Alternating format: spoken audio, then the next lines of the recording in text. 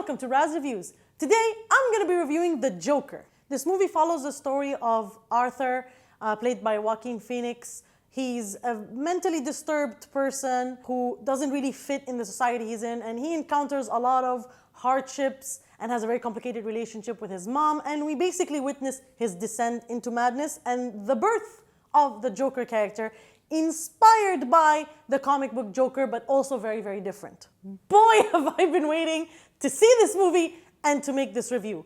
I'm so excited to talk about this movie because there's a lot to talk about that I've just come back from the premiere of this film. Literally, like I still have the thing. I've been super anxious and super looking forward to this movie because there's so much controversy surrounding it. There's so many people talking about it. It made a big splash in the festival season, and the reactions to it have been mixed on a very crazy level. Like some websites have given it like a full rating, like a 10 out of 10 on IGN. And then you look at Rotten and it's like 70 something, 77. It won Best Film at the Venice Film Festival. Best Film! Usually movies that win Best Film go on to win the Oscars, like Roma last year. And then other people are criticizing it for being irresponsible or glorifying violence or maybe inspiring people to commit acts of violence. And there's comic book purists who don't want an origin movie for the Joker because the Joker is not supposed to have one. You have to go see it. You have to experience it for yourself. I just experienced it, and I'm here to talk about it.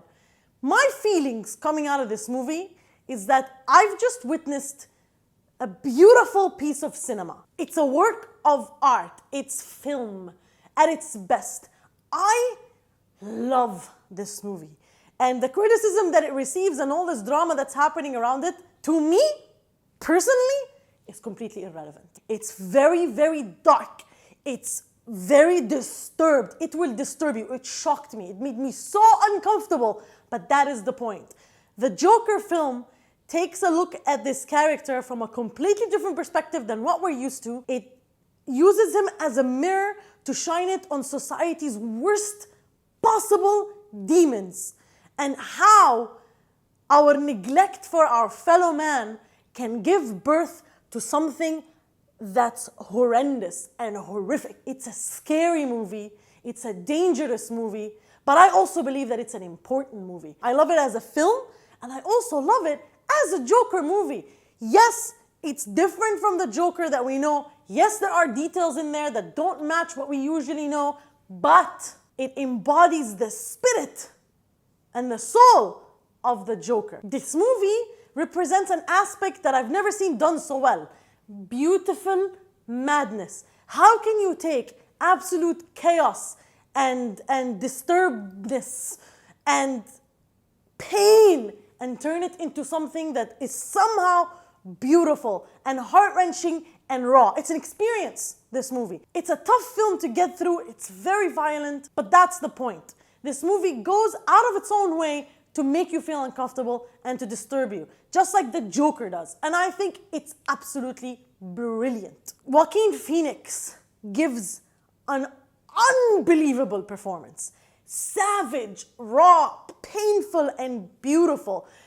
If somebody takes the Oscar from this guy, I don't know what they're gonna do. It's an incredible performance. He's unrecognizable. The stuff that he does with his mannerisms, with his voice, with his physicality is unreal. It's one of my favorite performances in a very, very long time. Even if you hate the film, there is no way that you're gonna step out of it not being in awe of what he did with this character and with this performance. I also like how disturbed this Joker is. Absolutely far from sanity, as far as I've seen the Joker personally. And it's because most of the time when we've seen the Joker, like in movies and even in comics and stuff, all his madness and all of his escapades are for an audience. But here in this film, we interact with this character alone so much, very similarly to Taxi Driver. Whatever he's doing for himself. And what he's doing is so crazy and weird and disturbed and over the top that he's not doing it for an audience. It's for him. And that makes it creepier. I had such an amazing feeling watching this movie because it reminded me of beautiful classic cinema of the 70s. This film has a lot of elements that are similar to The King of Comedy, Taxi Driver, Dog Day Afternoon, Falling Down. Like, these films take these demented characters and we watch them completely unravel and fall apart and do horrific things. And it's just such a raw experience, and it points its finger on everything that's wrong with our society back then and even now. And the messages are clear. Mental illness is a real problem, and this film throws it in your face like a pie. The system's neglect of mentally ill people can do what society's neglect, the government's neglect, the institute, everything. Some people say that this film glorifies the violence or glorifies a madman committing violent acts. That is something that many movies have been accused of. Scarface was accused of this. Clockwork Orange and Stanley Kubrick was accused of this. And here's the thing. Film is a mirror. It points a mirror at us and it shows us something that is already there. Demented, crazy people have already been there. This film, if it makes us feel empathy for them, that does not mean it excuses their action. Understanding is not excusing, and sympathizing is not empathizing. We can just paint somebody with a brush and go like, oh, he's just crazy. Pfft. These people are not aliens. The Joker is not an alien. Yeah, he's a fictional character, but what he represents is not an alien. It's a human, just like you, just like me. But there are things that happen in their life that turn them into a path of darkness, sometimes very extreme, like in this film, sometimes not so extreme. But I think studying this phenomena is something important for us to do as a society, and that's what art is for. So let art live, experience it, and enjoy it, especially when it's done so magnificently well. Todd Phillips is the guy who directed The Hangover and like Due Date. And here he comes with this film that is so beautifully directed. This film is so moody. The atmosphere is beautiful. The visuals are stunning. I love the script of the film. There are lines of dialogue that are just gonna be iconic. I know it.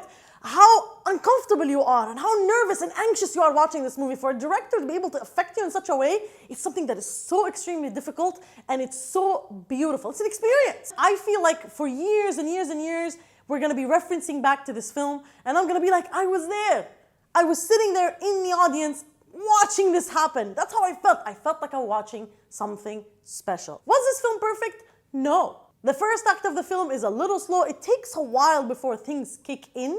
And it takes a while for us to start seeing hints of the actual Joker that we're sort of familiar with, even though he's very different. But the third act of this movie is relentless. It's so good. It's just like mind-blowing, insane.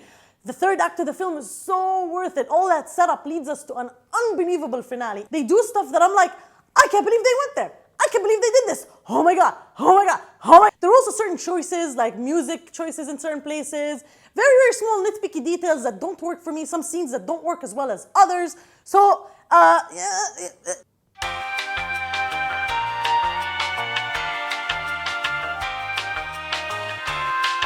And also, I need to see how it's gonna do after it sort of stands the test of time. Will it become a higher rated film for me? Maybe. But at the moment, it's a fabulous film and it's definitely a must watch and it's something you have to experience and make up your mind on. But I will tell you something, remove your prejudice, remove your connections to previous materials and just watch this with a clean slate and accept what the film is trying to show you. Then make up your mind. There's no way that you're gonna predict how you're gonna feel about it from what other people say because it's such an extreme film. Most people are gonna have an extreme reaction. They're either gonna love it or they hate it. Depends on who you are and what you want in life. Now, if you didn't like it, I'm sorry because it's such a beautiful film and the experience I had watching it is something that I don't come across very often.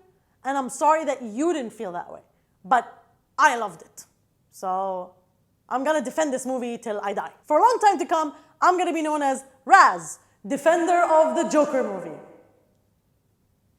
And I'm glad that it's gonna cause a lot of talk and controversy because these are conversations we should be having about art and about society. And the film is pushing us to do so. So I think that is very important and I commend this film for it and I'm very excited that it exists in the first place. And so I'm a fan of the Joker and I'm going to give it a 9 out of 10. So, have you seen the Joker? Did you love it as much as I did? Do you hate it? Do you think it's bad? Let me know in the comment section. I want to hear your opinions. Let's discuss, but please keep it civil. And as always, like, share, and subscribe. And don't forget to ask me what you'd like me to review for you next. See ya!